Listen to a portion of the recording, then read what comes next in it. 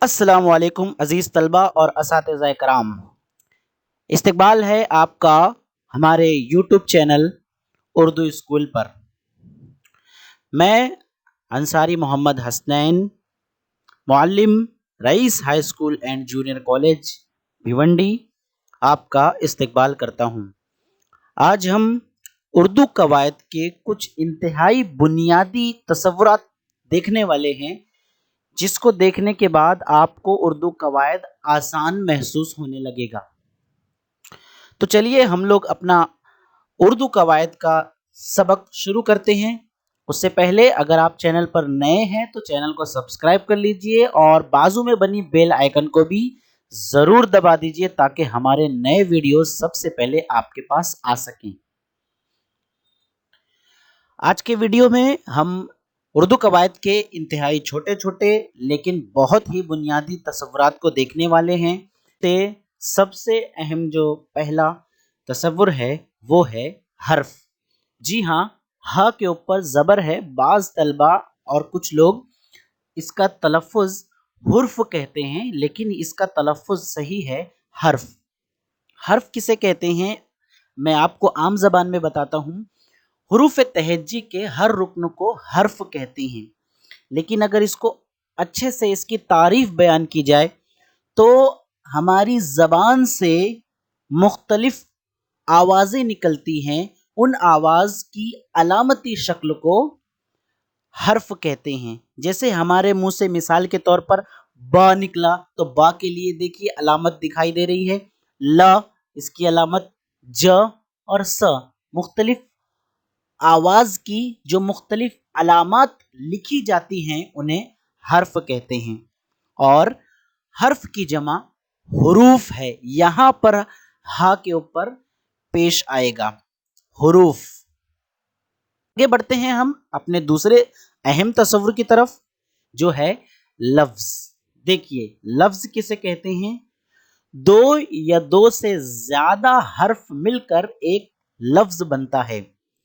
مثلا کاف ایک حرف ہے اور لام ایک حرف ہے، دونوں مل کر ایک لفظ بنا کل۔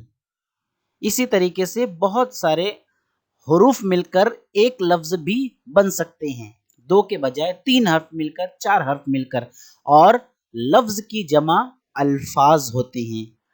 تو ہم الفاظ کی قسمیں دیکھنے والے ہیں، یعنی کچھ الفاظ ایسے ہوتے ہیں جن میں دو حرف ہوتے ہیں، کچھ الفاظ میں تین حرف ہوتے ہیں۔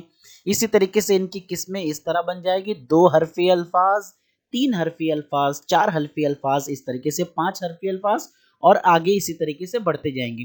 تین حرفی الفاظ کو سے حرفی الفاظ بھی کہا جاتا ہے۔ تو دو حرف سے بننے والے الفاظ مثلا دل، سب، بس، ہم، ان الفاظ میں دو حرف نظر آ رہے ہیں۔ اسی طریقے سے تین حرفی الفاظ میں برف، خبر، بال، قلم وغیرہ۔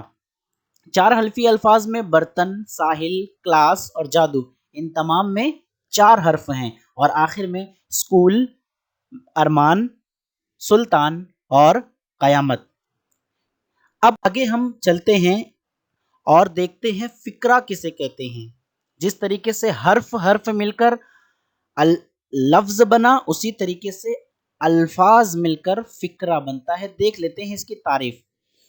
تو الفاظ کا ایسا گروہ جس سے کوئی بات مکمل واضح نہیں ہوتی، اسے فقرہ کہتے ہیں۔ یعنی الفاظ کا کچھ مجموعہ یا گروہ جس سے مکمل معنی نہیں نکلتا، اسے ہم فقرہ کہتے ہیں۔ جیسے مثال کے طور پر دادی کی دوا ہے، تو یہ الفاظ کا مجموعہ، لیکن دادی کی دوا کو کیا کرنا ہے، کوئی بات مکمل واضح نہیں ہو رہی ہے، اس لیے وہ فقرہ ہے۔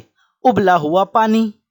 اب ہم اگلا جو ہمارا تصور ہے وہ ہے جملہ، جس میں بات مکمل ہو جائے گی۔ کہتے ہیں ہم اب اگلا جملہ۔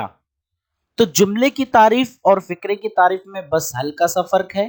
الفاظ کا بامعنی گروہ جس سے کوئی بات مکمل واضح ہوتی ہے اور وہ ایک خاص ترتیب का ख्याल रखा जाता है उसे जुमला कहते हैं।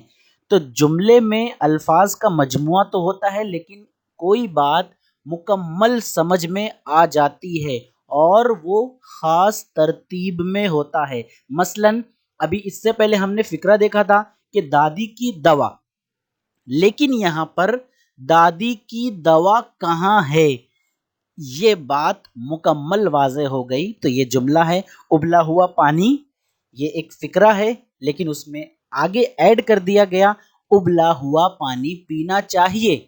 यहाँ बात मुकम्मल हो गई, ये एक जुमला है। आगे बढ़ते हैं, हम दो और अहम तसव्वुर को देखेंगे, उसके बाद हमारा आज का जो सेशन है ये मुकम्मल होगा। इसके बाद है मुहावरा। देखिए बच्चों, मुहावरे को बहुत अच्छे से समझ लीजिए। मुहावरा किसे कहते हैं? अल्फाज का ऐसा ग्रोह जिसमें किसी काम को करना जाहिर किया जाए और उसका असल मफहूम लफ्जी माने से मुख्तलिफ हो, अलग हो, उसे मुहावरा कहते हैं।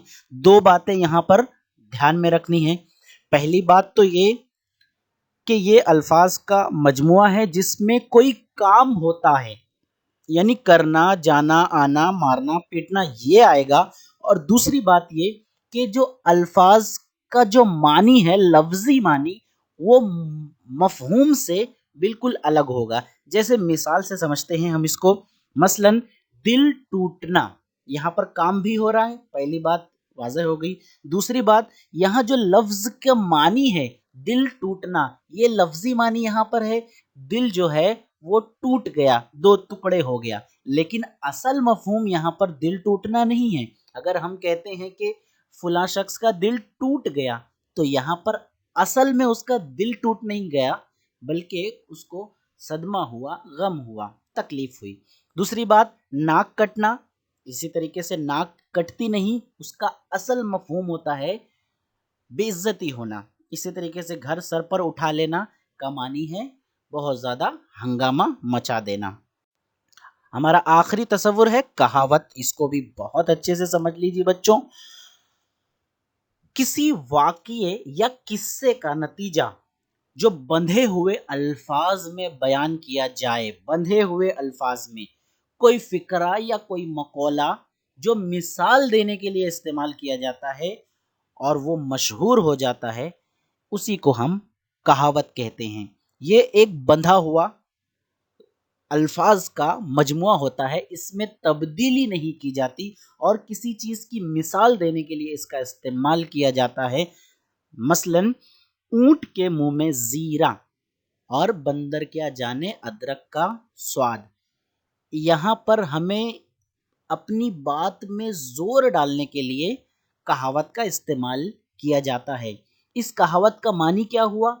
हमें ज़रूरत बहुत ज़्यादा है और हमें थोड़ा सा सामान दिया गया, तो हम कहेंगे ये तो ऊंट के मुंह में जीरा हो गया, यानी ऊंट को बहुत ज़्यादा ग़िज़ा लगती है और ऊंट के मुंह में जीरा बहुत मामूली होता है। इस कहावत का इस्तेमाल उसी वक्त करेंगे जब हमारे पास ज़रूरत के सामान ज़्यादा लगे और मिला जाए कम। ठीक है, तो मिलते हैं हम अब अपने अगले वीडियो में, जिसके बाद इसके आगे का कवायद हम समझेंगे। चलिए, अस्सलाम वालेकुम वरहमतुल्लाहि वबरकातुहू।